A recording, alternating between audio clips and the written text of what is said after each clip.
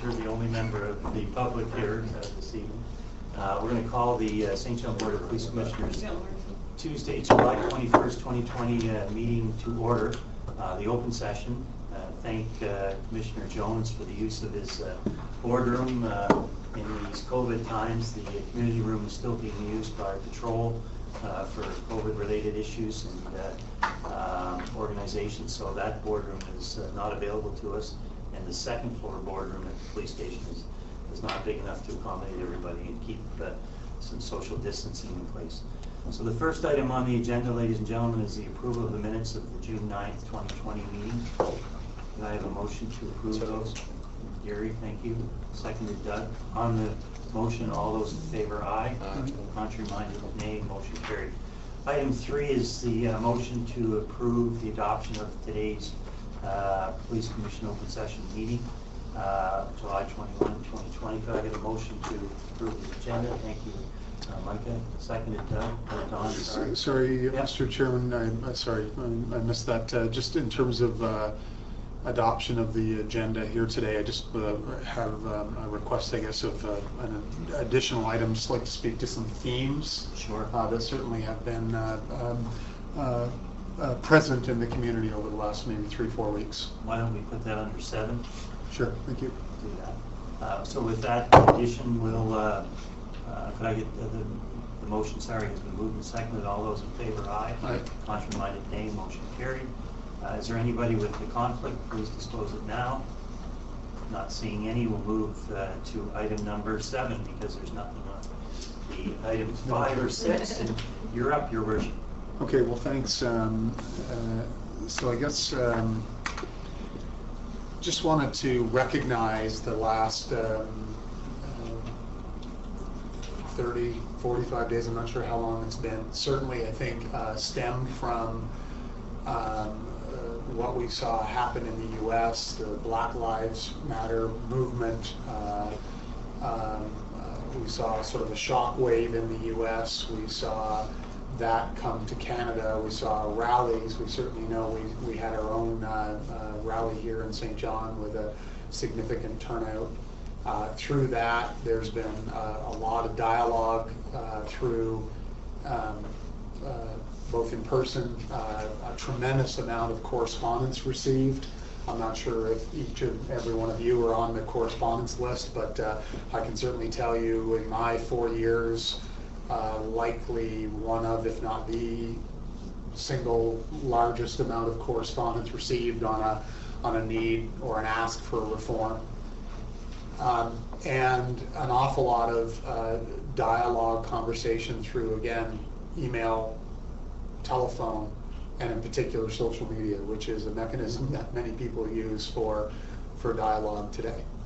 So understanding that the chief is away, I just wanted to register, and if anyone had any comments, because I think these are the themes that I've certainly been keeping note of, and I've entered into a lot of conversation with citizens to understand what does defund mean, what does reform mean, what particular ideas do you have, and whether the ideas are fully thought out or not, I don't think matters, certainly from my perspective. What matters is that we engage with the public. We have engaged. Certainly any member of the public could be here tonight with us, but I think that there's a need to engage in a different way than we have in the past.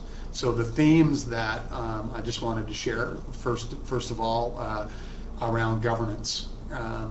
Certainly we've had a lot of conversation around police commissions all over the nation around governance. I want to thank actually Barbara for, I'm not sure if everyone had an opportunity to read her article from I don't know if it was yesterday actually, where she interviewed former police board commissioner member Timothy Christie, who I've gotten to know in the last short while, and I thought Barbara did an excellent job of actually communicating to the public the constraints that a police board, whether it's a city council or whether it's a police commission, actually have.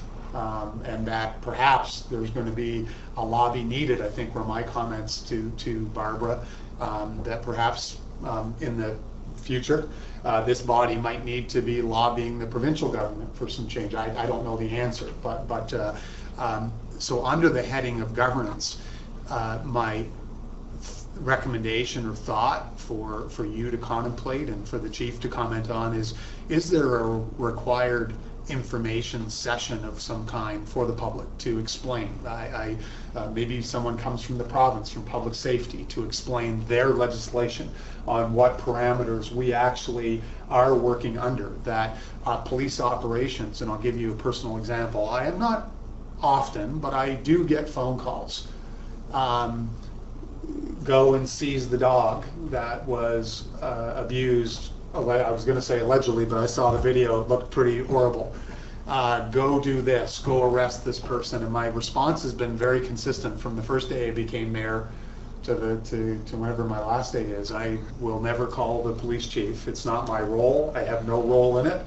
This is not Blue Bloods. The mayor does not call the police chief to come to his office and direct the police. We do not do operations. But I don't know, I'm not criticizing the public. They often don't understand that.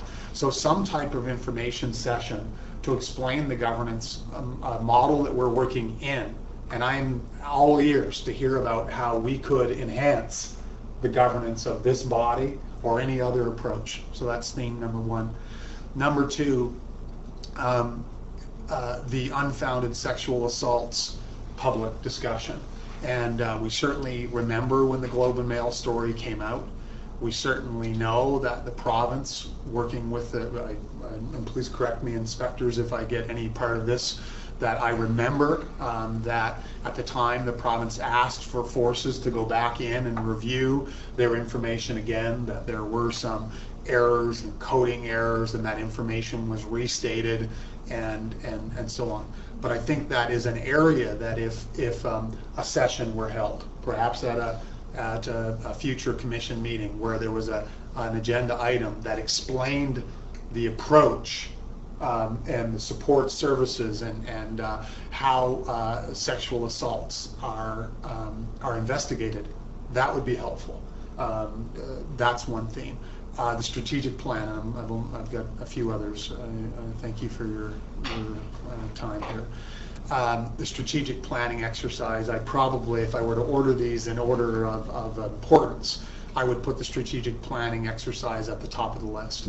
Clearly, we haven't had one for some time. We need to have one.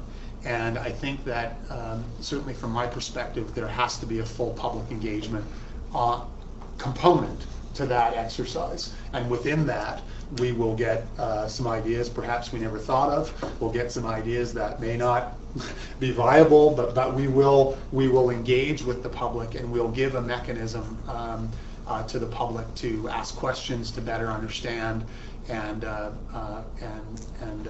offer up some suggestions. So I think the sooner that we figure that piece out, and recognizing, Mr. Chair, you may want to make some comments on the fact that our police chief has only been here for 2 months, and we've been through a time of great transition here. But so the public engagement piece as one member of this commission, I think, is critically important. I don't know that, I'm not an expert in that. I do a lot of it through social media and other mechanisms. I would suggest that the commission should encourage the chief to look for an expert in public engagement and strategic planning, so that in fairness we give the chief and his inspectors and management team the support that they need. Communications overall is going to play a vital role, and I would just wrap that up in strategic planning. Recognizing that for some people, whether we like it or not, they do communicate on Twitter. They do communicate through Facebook. They do communicate through the phone and other mechanisms, but social media plays a very active role, and organizations like ours have to come to grips with communicating in an effective way there. The other piece, and I'm in my last three, I don't believe it's serving this commission to continue to play the ping pong game back and forth between the mayor and Bobby Davidson. Last night at council, we had a presentation from Ernst & Young, and I think they are a very credible national organization.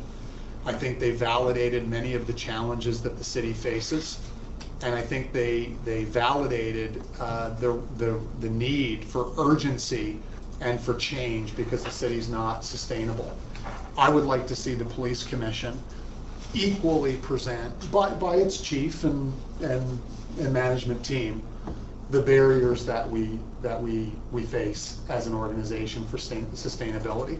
And for, I'm not sure if you saw this last night, or I will circulate this, Daphne, to you to be circulated. Sorry, I'm trying to find a page. There's an executive summary, and on that page it says labor relations, performance management and accountability, governance structure, tax reform and regional collaboration, and culture. But internally, labor relations, performance management and accountability, governance and culture. There isn't an organization out there that doesn't face challenges and barriers in those areas. What I'm saying to you as fellow commission members, I think we need to be more open, and we have, sorry, I didn't rehearse any of my words here.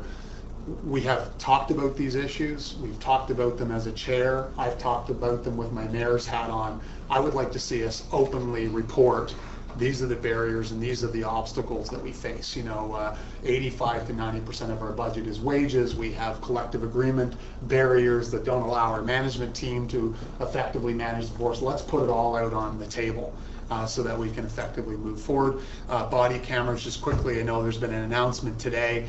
Certainly, I have zero expectations as a member of this commission that there'd be I'm trying to stay away from the operational pieces, but what is the policy? And I have done some research. Many municipal forces across the country have body camera policies, have rescue vehicle policies, and I think I might say, as a member of the public, I want to know every time that vehicle leaves the station. I'm not sure that's necessarily what I mean. What I might mean is I want to know, is there a policy that says this is how this vehicle is governed, and then we can give an opportunity for the public to say, well, what does that number 5 mean? What does number 3 mean? I appreciate that the chief runs the force, full stop. But is it fair from a governance perspective to say, well, what is the policy? So I've already been asked today as a mayor, I suppose as a member of this commission, will the footage be released? I don't know the answer. What did it cost? How is it going to be paid for? So how do we get out in front of some of those questions? And when we do a release, as constructive feedback in the future, we would release and say it's going to be paid for within the operational budget. A policy will be developed. I just use that as a high-level example. And sorry, my last item was the rescue vehicle policy. I'm saying rescue vehicle very specifically.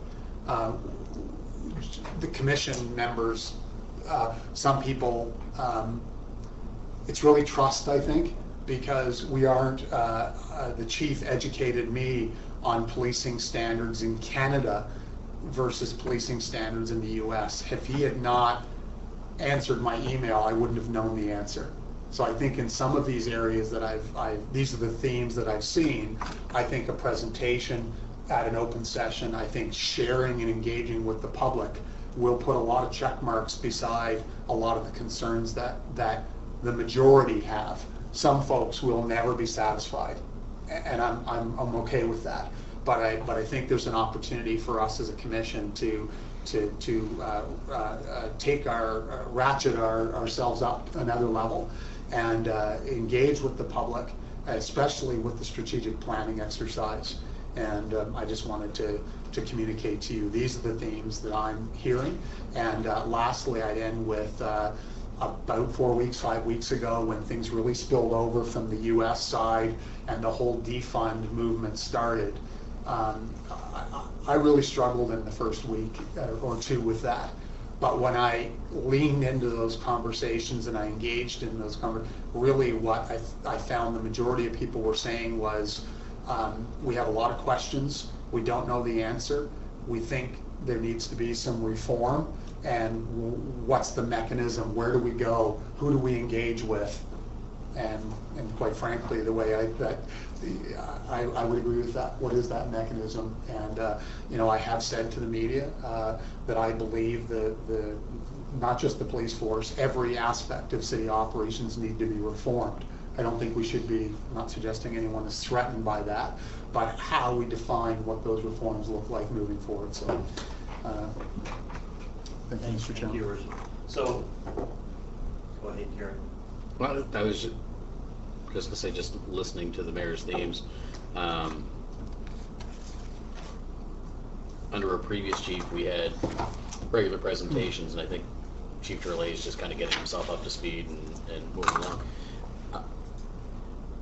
Some of the themes, me personally, would change the order a little bit, but why don't we just ask staff that our next open meeting, I mean, it makes sense to start with, how does the commission work? I mean, and there's no question. And to run through these as themes. The other thing I would suggest,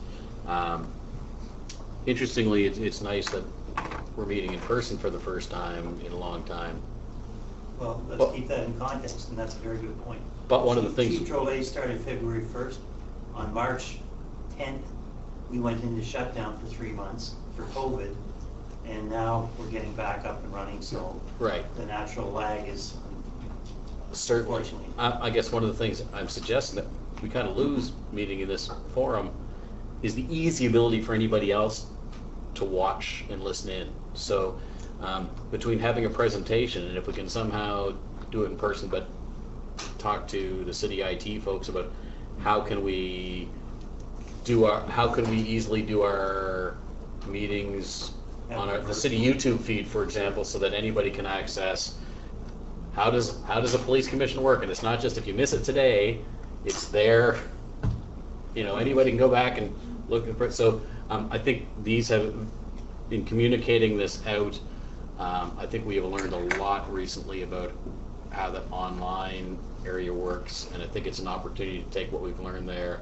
and attach it to what the mayor has brought here to help start those conversations. Thank you. Now, there's a number of points, Your Worship, that you raised, obviously, that we don't have answers to, and they're, as you said, themes that you'd like to see addressed. And I can report, as everybody around the table knows, Chief Gerlais has the August 1st timeline to start the strategic planning process. He has retained a professional to assist with that. I'm not sure who it is at this stage, although he's very comfortable with who it is, so we can certainly have that discussion with him. And within the context of the force's means, if they need additional assistance in putting that together, I'm sure they'll do that. But part of the process that the chief has talked to us about, and certainly talked to me about, is the public engagement component. That's crucial. I mean, it's easy to criticize, to say that there, from the public's point of view, that we need reform and that there's issues. Well, we need to know exactly what the issues are. If there's complaints, I think one of the issues that the only way we can deal with complaints is if we see and have complaints. And it's easy to criticize on social media, but we need some hard, fast, what are the issues, that type of thing, so that we can address it. And I'm not taking away from any of the comments made that's going on in the last 45 to 60 days in the media. Those things are all important issues to be addressed, and I'm sure some of them are relevant to St. John and things of that nature, but we've got to give the force the opportunity to address those in the context of the way they come in. So the body camera issue, we saw the press release from the chief today that as he advised us that they would be doing for transparency purposes and accountability, and that's a step in the right direction. I don't think there's anybody at the commission table that would disagree with that. So we look forward to seeing the forces, the way they're going to be rolled out. I think I saw in the press release that they expected to have them in November. So there's lots of work that will be done between now and then. with respect to that. They're an investigative tool. So as for whether the footage would be available, I can't imagine that it would be public information. The police officers, I think I saw in the press release that the body camera is activated when they answer a call. Well, when they're answering a call, they're potentially using it in court, I would suspect. So it's not for public consumption until the matter is, at any time it may not be for public consumption. But the point is that if there's a complaint, they're going to have of an officer not doing something properly, body camera can certainly assist in that. Commissioner Jones, you had your hand up. Yeah, just I guess building on some of the comments that were said, but there's a lot of talk about governance, and it's something I've been speaking to with my Crown Corporation CEO peers. And so this isn't something that's new for New Brunswick, just in the last 3 months. And when we talk about who do we want to attract on the different boards, you get lots of interest from people that are passionate about a particular agency, board, commission, whatever it is. But in many cases, they don't really know what governance means. And so you have to go through this big training process. And I just get the sense like that's really what we're missing here, because a lot of these comments you keep hearing is they're talking about governance, or they're talking about what does the commission do, and yet they almost immediately dive into operational issues. So how do we educate people about what the difference is between governance and operating? And when I think about the two that you just mentioned, body camera policy and rescue vehicle policy, well, the body cameras, as you just mentioned, what are we interested in as a board? It's probably, are you complying with the on a privacy perspective, and what about record retention? Those are governance issues. Operationally, chief, you look after that. Same thing with the armored or the rescue vehicle. Most of the issues around these are operational. So you've always, I won't say always, but you generally have two types of policies. You've got your operational policy, chief and staff look after that. Then you've got governance policies, which are much more high level and are reflective of what legislation you have to comply with, what are the big policy items that we want to deal with at a board.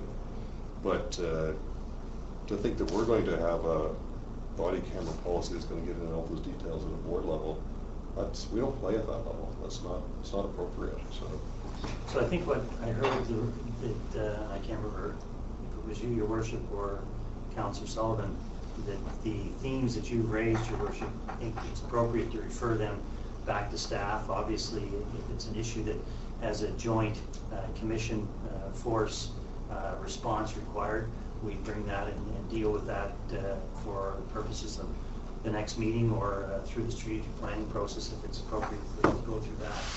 But I appreciate you bringing them up, Your Worship. And just one quick follow-up, Mr. Chair. Yes, thanks. I think when you really look at it, so I'd like them referred back to the chief and respecting that he's away here. But when you look at it, to Councillor Sullivan's, Commissioner Sullivan's comment here, and you really theme it, it's you've got governance and strategic plan, which could be very close. I mean, a kickoff of your strategic plan could be just an education component around the whole governance piece, and then as a member of the commission, the unfounded sexual assault piece, I'd love to hear from the chief around an opportunity for some kind of public meeting or discussion, because and I was trying to be careful, and I didn't recall all of the particulars, because it's at least a couple of years ago. But I think if the community were, or those concerned were able to hear the process and the steps and the support services that exist, perhaps some of those concerns could be mitigated. So if we could refer those couple of pieces back, the rest sort of all either feed into the strategic plan, or they feed into some of their level of governance. So, sure. Yeah. Absolutely. Thank you. So if that's all on that item, Your Worship, we can move to item number 8, and Inspector Hayes. These are the items 8.01, the internal monthly report. And I'll turn that over to you. 8.01, which is That's the, I'll put it in front of me here. complaints. Yes. So typically, if anybody has any questions on that, you can see from the, there's 6 complaints in total for year to date.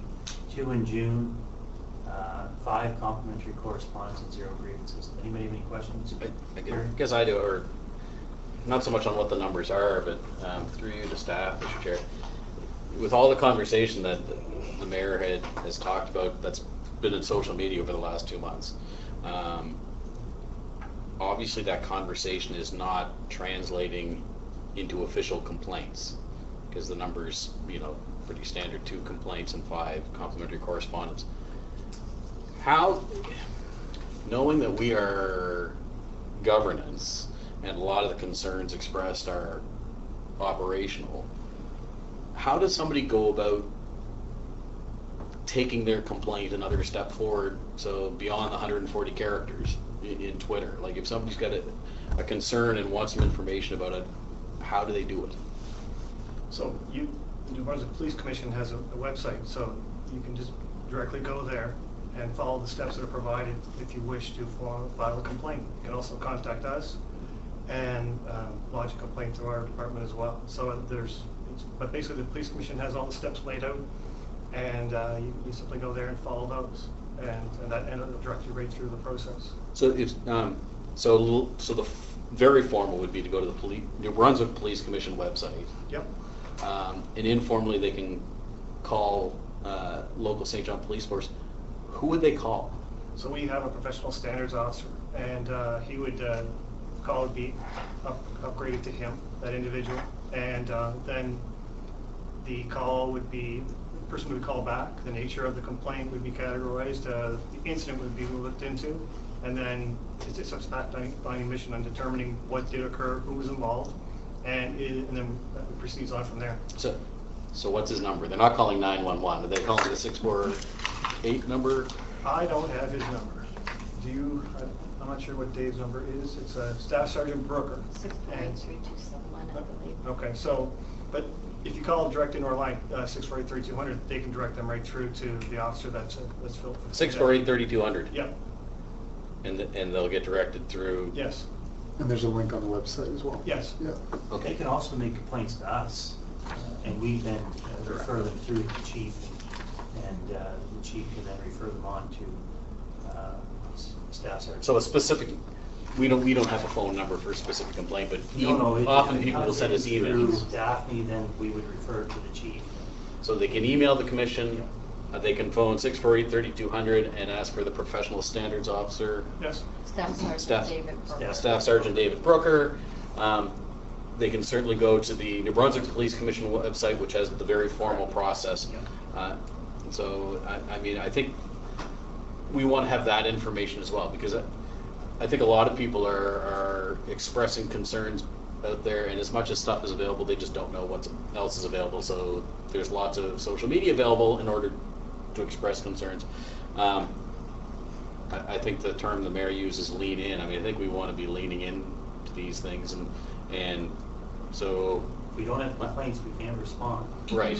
So a complaint can also be generated internally. We review these things. It's not, somebody doesn't have to step up to the plate and raise their hand and say, I see something wrong. We're reviewing these matters all the time, continuously. So if I or anybody, a manager or a supervisor, sees an issue, we can start that process as well. So that it's not the fact that if nobody raises their hand externally, it doesn't happen, because we're reviewing internally as well. And if we see something that doesn't line up, then we stop and go, okay, let's look into this and find out what happened there. And so it comes from both sides. So when we see complaints on our internal monthly report, those may not all be external complaints. They could be Correct. Complaints from our management seeing something. Yeah, that's it. And I don't know the breakdown, but that can occur where you review a file and you look and you go, okay, something, I want to look into this further, and then that can generate an issue, and then we move on back. Okay, thank you. Commissioner Jones? Is the complaint process anonymous? No. Do you know of any police force that would have one that's anonymous? No, I don't. I'm just thinking about, sometimes you've got a whistleblower process, which is different than a complaint process, but you can have an anonymity. And I'm just wondering, is it worth looking into? Because is there such a way that you could lodge a complaint and yet stay anonymous? Because sometimes people are maybe fearful of complaining and have their identity revealed. And if we're hearing stuff over Twitter, is that a way to stay anonymous for some reason? So, Yeah. I don't know, Well, I would think, certainly, I think your names are attached if you're going and filling things in on website stuff, but I think if you were to phone in and say, and you could give all the information and then choose not to give your name. And that can happen in professional standards. I work there, and people can call and say, I don't want to give my name, this is the information that I want to provide. It doesn't impact the veracity of that information. Obviously, we're going to look at the information and determine if there's any merit to it, regardless of whether or not a name is supplied. But if they go through the New Brunswick Police Commission, they are putting their names and attaching it. But by all means, they can call and give information and not provide their name. Because I would think, I would think that, if the professional standards officer of the day gets information and it's anonymous, they can't just say, oh, that's an anonymous call. Like, they would have, professionally, they would have to look into the information. So you go through your CAD calls, which is all the information coming into our public safety communication. You would look for police reports. You would talk to the shift that was on duty. You're not going to discount the information because it's anonymous. Okay. but is that something that we should promote differently, to say we want you to call in, identification is not required or something like that, just like Crime Stoppers, your identification is restricted in some way, or it's kept secure. Yeah, thank you. I appreciate, so go in reverse order. I appreciate the thought you were sharing, Doug, but I also would appreciate, I guess, the investigation of something. But it would be interesting to see if there is another example in Canada where there is some mechanism where folks can anonymously, I can't say that word, can without naming themselves. But I appreciate how challenging it would be on one side, but is there a mechanism where it's some means for folks to who have concern or believe they have reason to be concerned, that can have a mechanism to offer that feedback? I'd love to see if there's something there. And I just want to pick up something you said, Inspector, about it could be internally driven, and I just wanted to maybe just have you quickly expand on, it's not, I assume, internally driven against your gut feeling. It's against professional standards, codes of conduct, policies, right? Yeah, that you it's would. the rules of the road that we have to follow. So we have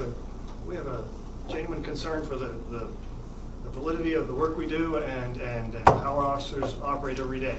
So that in reviewing the work that's being done, if we see something that, there's policy procedures, there's criminal code, there's all these things that you have to take into account to say, okay, is this correct in what's being done here? And then even, Satania's correct, talking about somebody calling in and expressing a concern, saying, I don't wish to leave my name, but I have a concern over this. Well, then you go on a fact-finding mission to go, okay, I have something to start from here. Can I expand on that and see if there is something, is there something to this? Is there a concern? This concern has been expressed. Now I have to go and find the nuggets to see if I can see if it actually occurred. Thank you. Anything further on that item? I'll ask for a motion to receive and file 8.01. Moved by Michael, seconded by Doug. On the motion, all those in favor, aye. Aye. Contrary minded, nay. Motion carried. 8.02 is the highlights of the monthly activity report. You've got that before you. Does anybody have any questions? Obviously, if you recall from last month's report, some of the calls for service, etc., are down, and the force saw a significant drop with COVID and the fact that many businesses were closed and people were not moving about the city, and they saw a corresponding reduction, if I recall the chief's comments in some crimes that were being committed. But does anybody have any questions of Gary? Just with relation to mental health related calls for service, I know we've got a new, we're calling it a unit, a mental health team. Mobile crisis response team. Thank you. Do we have an update as to when that's going to be standing up and moving? So the interviews for the candidates that have applied are going to be conducted, and the same as with Horizon Health. They had people apply for those positions, so hopefully by the end of August, early September, there will be some movement on that. Great. Thank you. You're welcome. Just wondering if you're seeing any change in activity now that work has started to recover, as the people are getting back to normal as a little bit. Or calls for service. calls Yeah. for service. Yeah. I mean, they're back to normal. We're responding to the comparable amount of calls now as we were last year. Yeah, so just sort of same theme for me is around, we look at the bigger picture around sustainability and financial sustainability and those challenges, and as it relates to the previous conversation about reform, where, for example, folks would send me an email and say, just take $5 million from that budget and put it over there. I think that there's data and recognizing that I think the number inspectors is around 50,000 calls a year. So I think we've had multiple conversations around, so it'd be another one of those presentations where peeling back that data and understanding, and then I think we've had discussion, I know we've had discussion as well, understanding, appreciating the chief is getting his feet underneath him here in St. John, but what is that core versus non-core? And it really, again, I think the theme here is when folks are saying defund, reform, whatever, I actually agree. If we could get the appropriate people to do certain aspects of calls and not have sworn officers doing calls that maybe they have some training in, but they're not experts in, like things like mental health wellness checks. I know we're going to have our I've already forgotten the unit, the mobile mental health crisis team. Mobile crisis response team. The mobile crisis response team. So anyway, I guess my point, Mr. Chair, is just to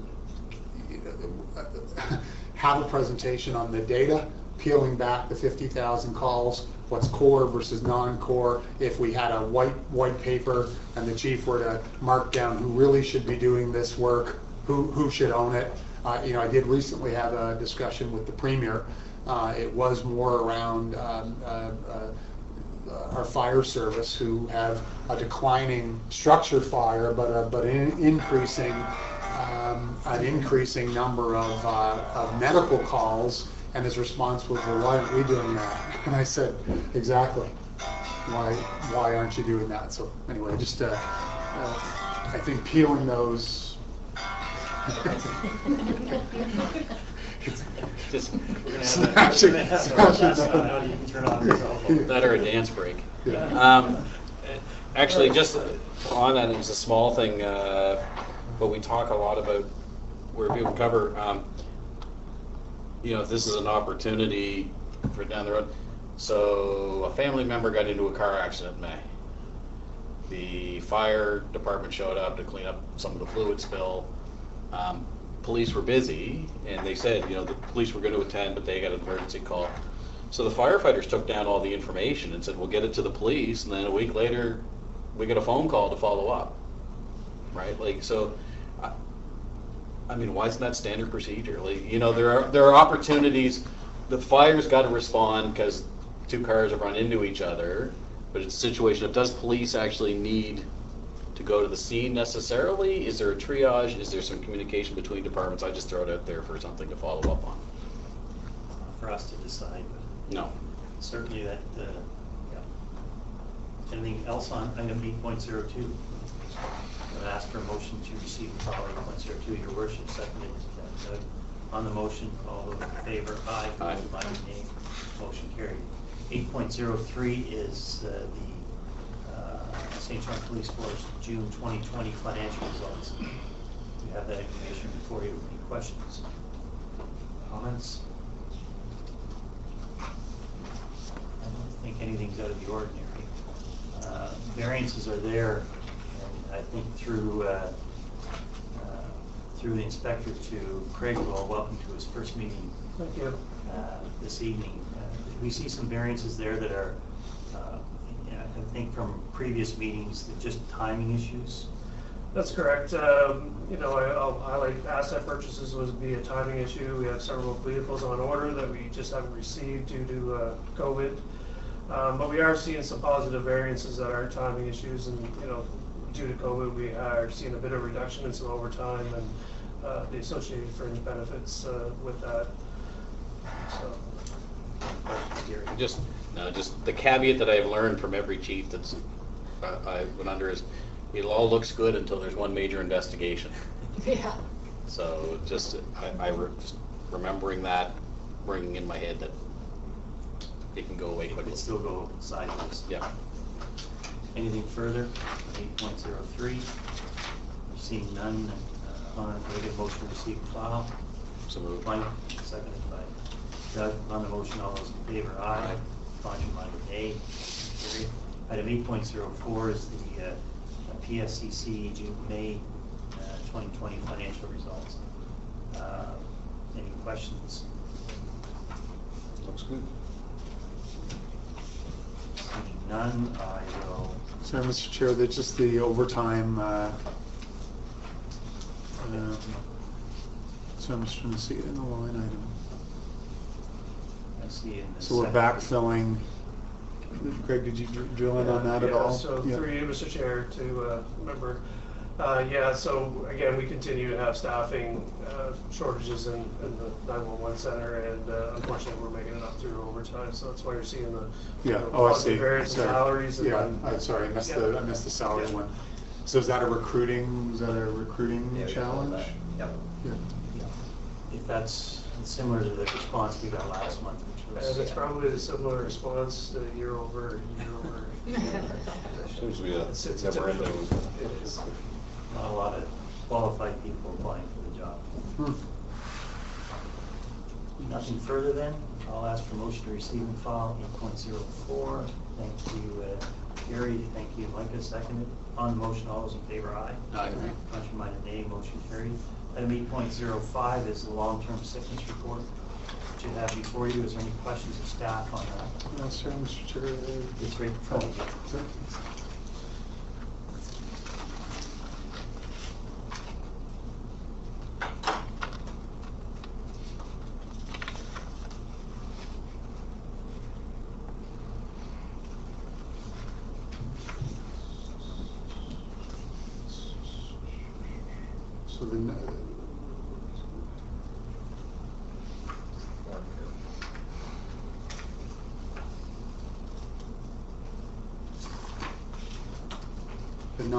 So Mr. Chair, question, the non-work related, I'm sure it matters, but I guess whether it's non-work related, how long are these files?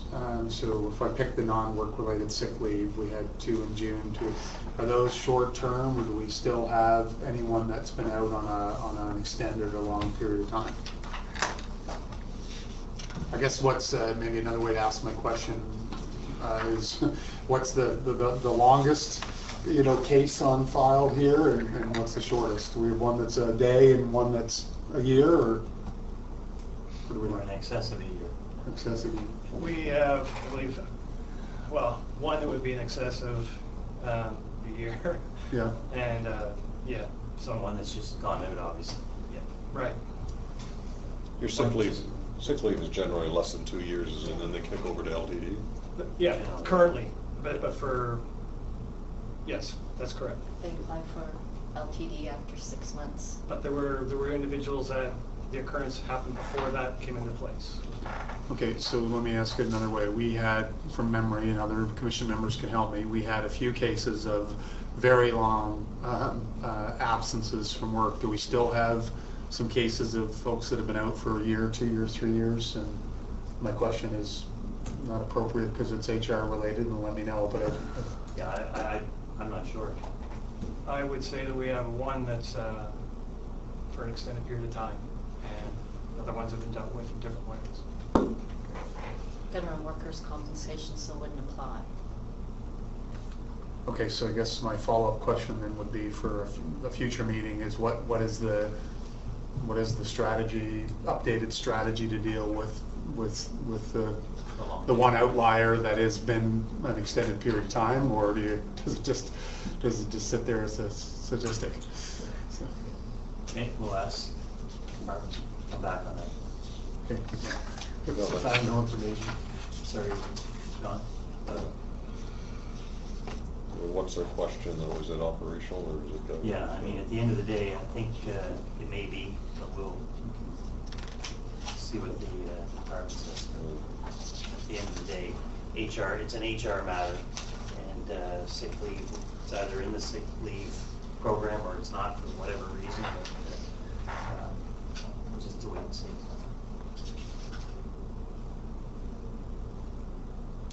I don't know if that satisfies you, but I have no information on it. Anything further on that item? I'll ask then for a motion to receive and file 8.05, the long-term sickness report. Moved by Mike and seconded by Mike. On the motion, all those in favor, aye. Aye. Contrary minded, nay. Motion carried. Anything further, ladies and gentlemen? Just one quick update for the board. I guess you may have again read a lot of interest in the police commission and new members. We have seen an uptick in applications. I just asked for those applications today. I haven't had a chance to review them yet. The next step in the process would be for the nominating committee to review appropriate applications against skills matrix, and obviously there's been a lot of discussion around diversity and about adding some different perspective to the board. So I just wanted to say there has been an uptick. I just quickly from memory, I think there were about 10 applicants too, interestingly, of the 10 from outside the city, which by my understanding deems them not to be eligible to sit on this commission, and will be certainly striking a nominating committee meeting between now and the next meeting of council, so 2 weeks. Thank you, Christian. Thank you. So that's it, ladies and gentlemen. We'll adjourn today's meeting, the open session, and move in 5 minutes or so with the closed session.